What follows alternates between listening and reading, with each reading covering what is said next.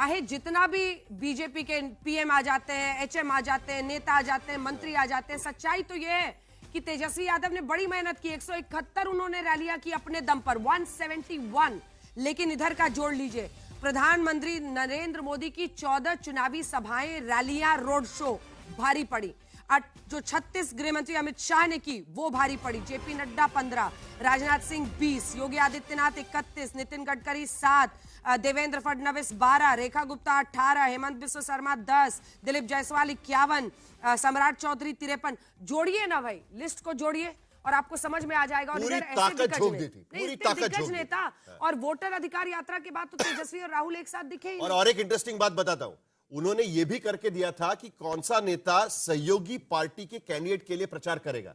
यह भी भारतीय जनता पार्टी की तरफ से तय किया गया था और जाना ही पड़ा था। रोहित सिंह हमारे साथ जुड़ रहे हैं इस वक्त। सीएम आवास से सुरक्षा वहां पर बढ़ा दी गई है। रोहित।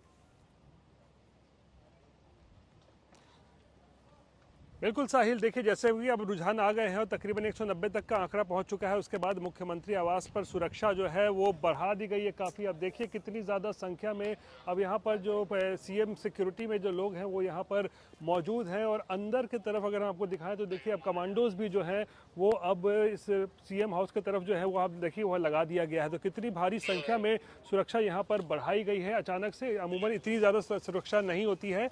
और सीएम हाउस की तरफ आने वाली जो तमाम सड़कें हैं उन सबको बंद कर दिया गया है। आप देखिए पूरा सन्नाटा पसरा हुआ है चारों तरफ। जितनी भी सड़कें, 3 सड़कें आती है सीएम हाउस की तरफ, तमाम सड़कें जो है वो बिल्कुल वहाँ पे सन्नाटा पसरा है। आम गाड़ियों को नहीं आने दिया जा रहा है। और जो जानकारी मिल रही है कि थोड़ी देर में हो सकता है मुख्यमंत्री जो है यहाँ से निकल भी सकते हैं, जेडीयू दफ्तर भी जा सकते हैं। जो है बैरिकेडिंग लगा के तमाम सड़कों।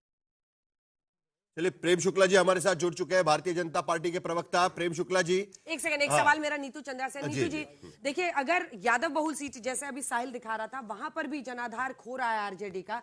एक बात हमेशा बिहार के लिए कहते हैं कि जाति है कि जाति नहीं, लेकिन क्या इस बार जाति से ऊपर उठकर लोगों ने वोट किया? क्योंकि अगर सबसे बड़ा टेक अवे ये हो जाएगा। बिल्कुल, देखिए अगर प्राइम मिनिस्टर नरेंद्र मोदी जी की लीडरशिप में अगर ये हो रहा है और बीजेपी को इतने वोट्स मिल रहे हैं, तो हर बार जो ये ब्लेम किया जाता है और ये होता भी था कि कास्ट के बेसिस पे वोट्स पड़ रहे हैं, पर इस बार तो कास्ट के बेसिस पे वोट्स नहीं दिख रहे हैं। इसका मतलब है कि बिहार हैज गॉन अबव, इसके ऊपर उठ चुका है बिहार। और आज वो वोट कास्ट के बेसिस पे नहीं, प्रोग्रेस के बेसिस पे देख रहा है। कैसे बिहार की छवि बदल सकती है उसके बेसिस पे देख रहा है ना। संगीत रागी जी, मैं आपको सिर्फ थोड़ा सा करेक्शन करना चाहता हूं। वो जनशक्ति जनता दल के उम्मीदवार को 69 वोट्स पड़े हैं।